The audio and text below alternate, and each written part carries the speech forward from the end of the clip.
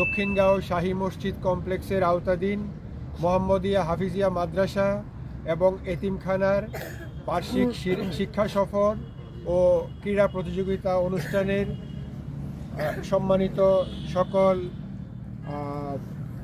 কর্মকর্তাবৃন্দ এবং শাহী মসজিদের ইমাম সাহেব এবং অন্যান্য যারা আছেন, হাফেজ সাহেব, শিক্ষক মণ্ডলী এবং আমার ছাত্রছাত্রী, শিশুমণি, আসসালামু আলাইকুম। প্রতি বছরের মতো এবারও তোমরা একটা সুন্দর দিন উপভোগ করতে যাচ্ছ। শিক্ষা সফর হয়েছে এবং শিক্ষা সফরের সাথে সাথে একটা শিক্ষামূলক প্রতিযোগিতা থাকবে। এখানে বিভিন্ন ধরনের আইটেম থাকবে।